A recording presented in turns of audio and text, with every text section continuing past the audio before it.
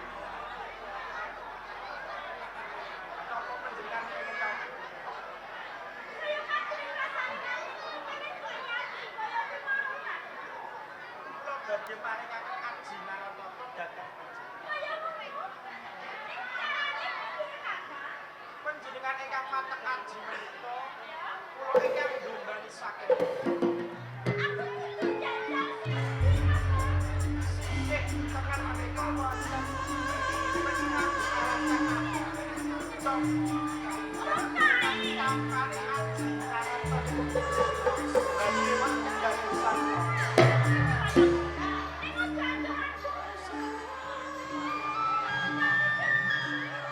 kula ingkang badhe ndumbani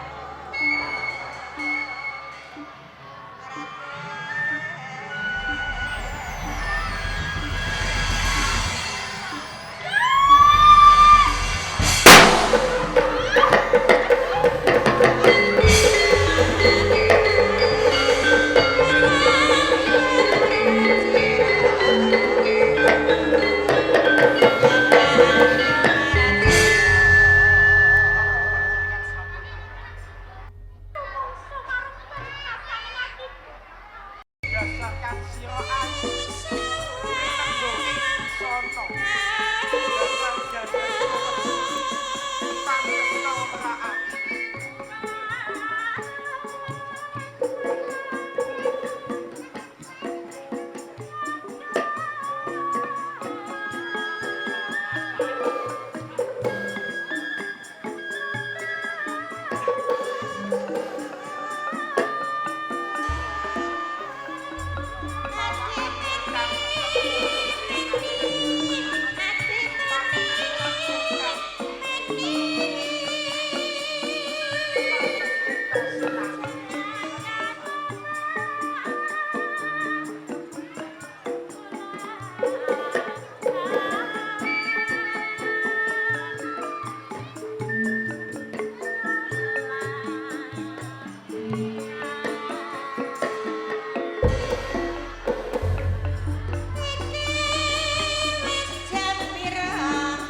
umpamakan sira Wendo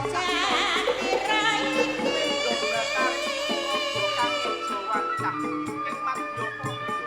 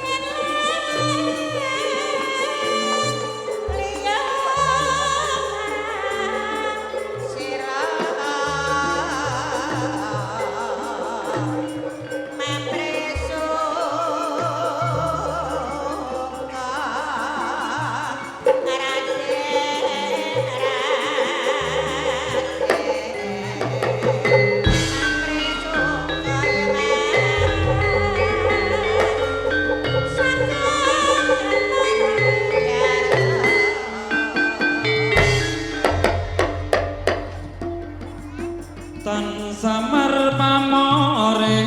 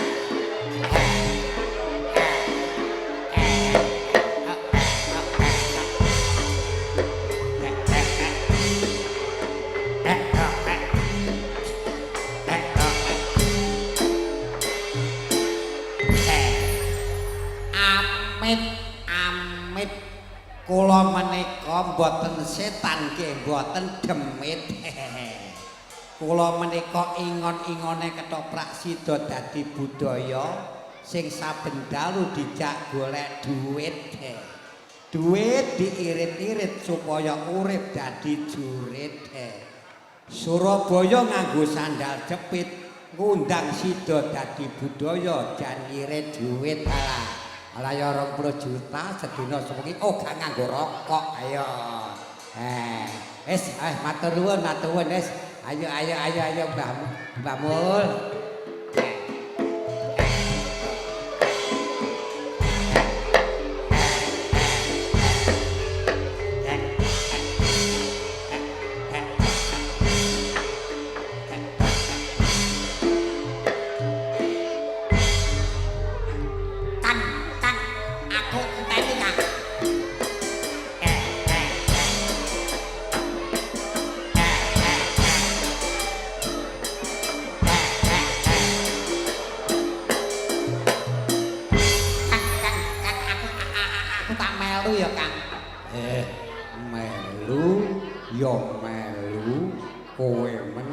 aku tak ngomong.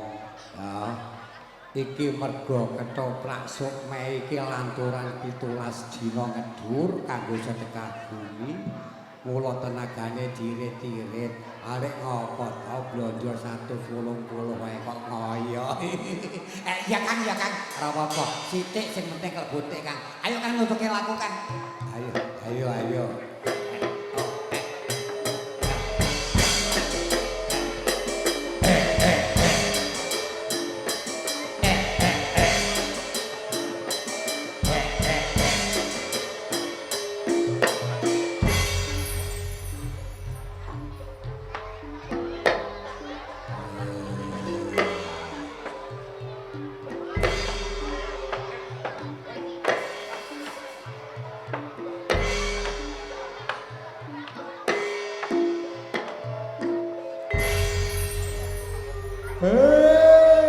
Para manungsa sira padha elinga sabda Prabu Jayabaya donya wis tuwa tandane akeh bebaya lan prahara akeh priya dadi duda akeh wanita dadi randha dening akeh anak wani mireng wong tuwa langgar masjid ora disaba sing disaba malah omahe gremong sing mesem mesti rumangsa dening sing guyu mesti kulino lur elinga ya lur yen dipundhut sak mangsa-mangsa ora anom ora tuwa priya apa dening wanita ayo lakonana perintah agama yen besok dununge wong urip tunjuk windak murtad nek mati bedadene kaya aku lho rasane hei panas panas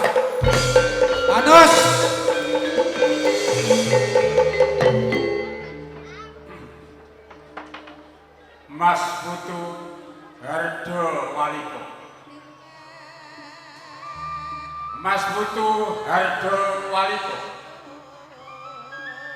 pangling wonge ning aja samar suarane aku panuk semaning buyutmu Prabu Niwata Kawuta Himantaka sira tansah muhung kelawan panguwasaning Bathara mung abot-abote kowe kepengin mingkul dhuwur mendem jero kelawan asmane wong tuwa dadekake weruhananmu lan aja kurangi pamungku yen patine luhurmu Karbu Prabu Nirbita Kawata Sakranda sing dikrenah kelawan darah pangruwatan ya darah Barata Pandhawa mula kang saka kuwi yen kowe kepengin dituwuh patine para luhurmu suruten Barata Pandhawa saiki jumeneng kraton Yuwastinapura kang renggane praja ayo kuwi Prabu Gendrayana yer Mas Putu Hardo Waliko yen pancen kowe kepengin dituwuh utawa males potang patine para leluhurmu tak kira wis truwaca saka dawuhe Mbah buyutmu aku Prabu Niwata Kawata Himantaka tak kira mung cukup semene pituturku Hardo Waliko Hardo Waliko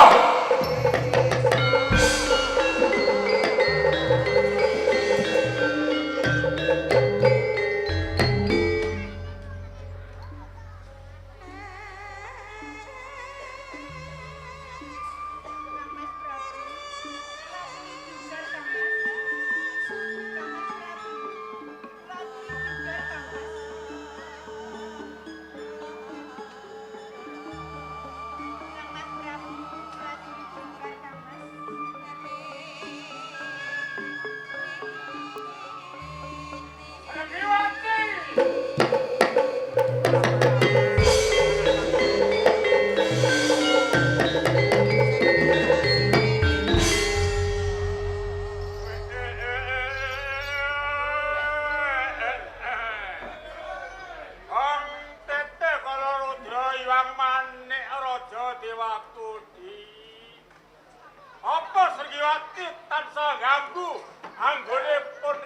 mesu budi muhung kelawan panguwasaning Bathara ingkang akara jagat.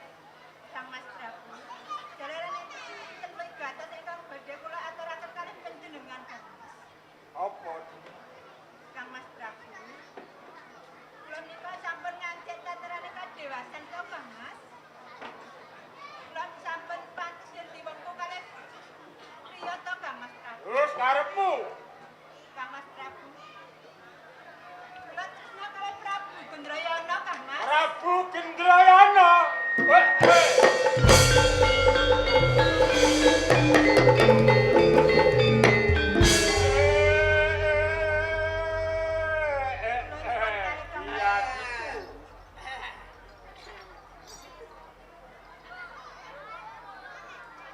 Yen kuwe bakal kepengin garwa kalawan Prabu Gendrayana ki apa kok pikir sadurunge iki? Kang Mas Prabu. Menika sampun pinggalih Kang Mas. Jalaran menika kula tresna sanget kalih Prabu Gendrayana menika Kang Mas. Srenggiwati Dalem Kang Mas. sawusipun Kakang muhung kelawan panguwasaning Bathara. Entuk wangsit yen patine luhur kita. Eyang Buyut Prabu Niwata Kawata iki Himantaka. Wis seda begya dikrenah darah pangruwatan ya darah Barata Pandhawa. Sultan Barata Pandhawa saiki kang renggani Prabu Gendrayana ing kraton Jiwastinapura. Ning apa sebabe kok banjur kowe bakal suwita kelawan Prabu Gendrayana di Kang Mas Prabu, jalaran menika kula tresna sanget kalih Prabu Gendrayana menika Kang Mas. kabeh para prajurit kubreksa.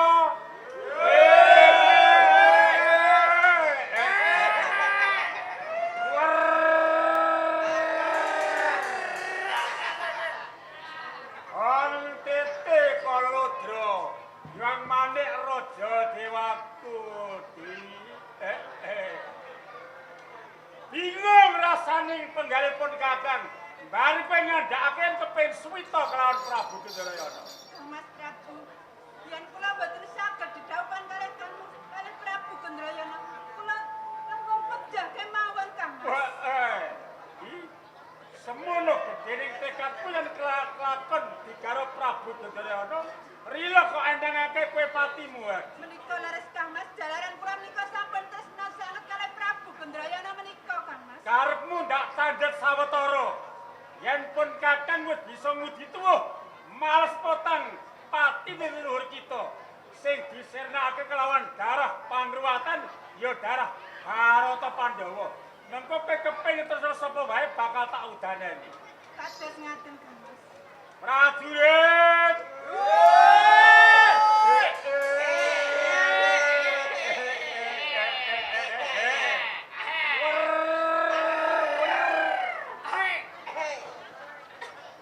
Pilih telung bergodo prajurit yaksa kang sinelir. Nyarakake pendana ingsun ngerah basa ing kraton Jiwastinapura kanthi pawatan aku bakal lamar Padmawati garwane Prabu Gendrayana. Endi waduh, kacap. Ya kaki, ini wajib kawan ya.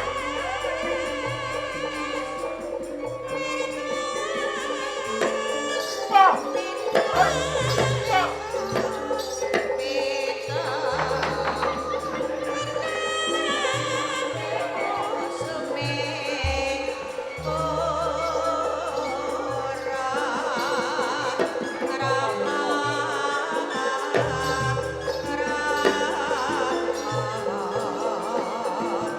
Hati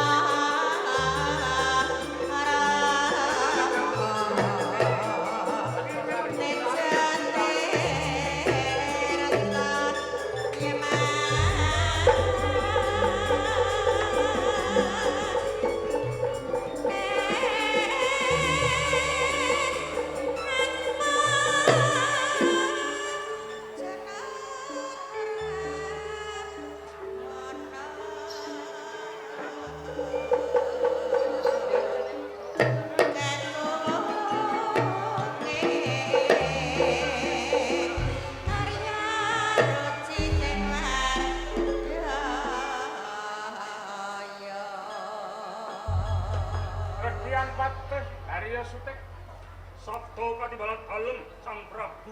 kelawan kowe Kanjeng Ratu Padmawati Injih paring dawuh. Kadangipun Padmawati Napa katimbalan Kang? nderekake pisanan agung lungguh Kang Prasaja. Nistakaken dawuh pinten?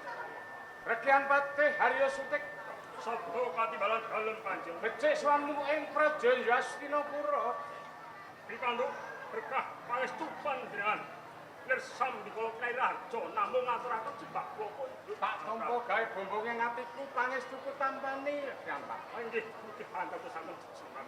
Akeh para prabu teng negara kang padha nderek Sinewaka ing Praja Yastinapura kang sira lungguh kanthi prasaja Rekan Patih. Inggih. Kanjeng Ratu Padmawati Injih paring dawuh Kang Mas. ingsun mundhut pakaryan kang wis dak kandhake kelawan Kang Sira. Injih nuwun sewu saderengipun kula matur sungkem kula kunjuk Tak Kang Mas. tampa gawe bombongipun Kang pangestuku tampani. Injih kula tampi asta kalih sabibaripun pisuwanan agung. Mangke kula warakaken sedaya banceti lho nggih Kang Mas. Akeh ora nayaka kang padha Sinewaka kang sira lungguh kanthi prasaja. Injih nistakaken dawuh. Yayi kadangipun Kakang Padmasari Dawuh katimbalan Kang. ora nganti ketinggalan saben ingsun nganake dina pisanan agung. Senajan to Kang Sira kadang wanita ning kadanging ratu nderekake pisuwanan jalaran senajan to Kang Sira lungguhe wanita tak kira melu mikirake marang doyong jejeking Kados ngaten nistakaken dawuh panjenengan Kang. lungguh kani prasaja lan kowe Panjenengan kula kan pangestu ketampani sak anggen kala nampi andadosaken sesaman. Nanging boten sepeda telaki.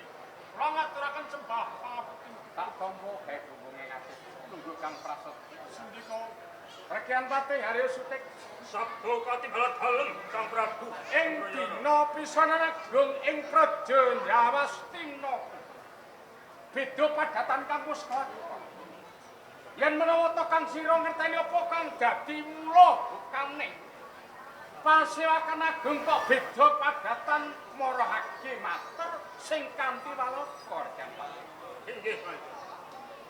Sang Prabu Hendrayana sedaya para kawula ingkang sami pisuwan agung boten wonten ingkang nggodhangaken kursi palenggahan.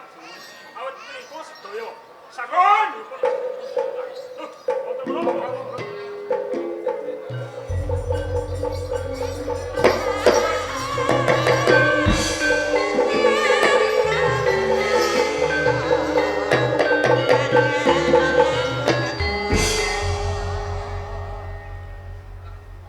Ora mangke di sana dinulu dedek piyadekipun kaya piyagem luhur nanging kasuryane kaya ora seksa yen to Kang Sira iki nalendra saka ngendi lamun Kang Sira iki ratu saka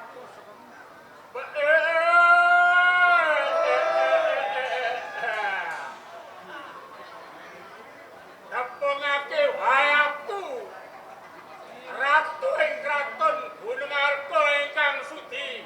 Hamastane aku Prabu Hargawalika. Hargawalika sowan ing Praja Yastinapura sing tanpa ndak timbali lan Kang Sira ora maringi cecala luwih dhisik. Apa pancen Kang Sira mung wigatine kepengin ngerteni kahanan negara ing Yawastina? Apa pancen Kang Sira mengko wigati marang kapribaden iki? Dadake weruhananira lan aja kurang pamengku sinuwun Iya, iya. Prabu. Sowanku sadurunge ratos pirsa marga wis tak sengaja. Apa bener yen ing pendopo kraton iki ana bocah wanita ayu sing jenenge Padmawati? Ora bakal ndak selaki Padmawati iki garwane Sang Prabu Hendrayana. Kuwi piyayine Iya. Padmawati. Ayu jebul. Garwane ratu. Dasar awake ya lemu. Apa Kang Sira rada mikir karo Ora. Ya mung wae aku sowan. Mbok menawa ana keparengmu. Padmawati bakal tak suwun minangka dadi garwa Prameswari ana ing kraton Gunung Arpa. kok jaluk. Ngene ya bisa Mak. Ana tetembungan Purba kelawan Wasesa. Purba marang ingsun Wasesa gumantung garwaning sun Padmawati. Kang Sira ndak keparengake lungguh Kang Prasaja. Iki Padmawati. Ije paring jawuh Kang Mas Prabu Indrayana kados. Aja nganti keladu ati bela panampamu. Kang Sira wis mangerteni apa kang dadi mula bukane dawuh pangandikane Ratu kang lagi sowan iki ora liya mung nglamar Kang Sira diadili. Nuwun sewu saderengipun Kang Mas Prabu Indrayana. Kula menika garwa panjenengan lho Kang Mas. Napa panjenengan menika boten tresna kalian kula lair batin? Ya kula niku kados pundi? Kok bojo kok ditawak-tawake? Lho napa panjenengan menika piyanten luhur lho nggih? Napa panjenengan niku kok boten purun tanggung jawab kalian kula? Ing ngarep pun Kakang ki wis mati. Ana tetembungan Purba kelawan Wasesa. Yen Kang Sira gelem dilamar ndak keparengake. Lamun Kang Sira ora kersa, iki ra karek gumantung kampus sampeyan. Kula menika garwa panjenengan lho Kang Mas. Panjenengan menika kedah menggale lho. Kula menika sinten lho nggih? Ngaten to Kang Mas panjenengan menika. Pate Sabdo aja kaya kaya bocah cilik ana Prabu nang Dinayana. Nuwun sewu Kanjeng. Jaman mancung tiyu peta. Yen putra diparengake, ya mesti pura bakal susang pada wali. Keparat.